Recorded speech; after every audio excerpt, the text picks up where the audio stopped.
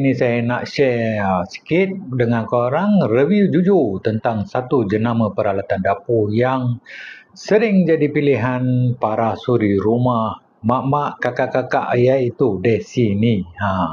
Kalau korang tengah cari periuk ataupun kualiti lekat yang tahan lama tapi tak mahal, ini mungkin video yang boleh membantu anda.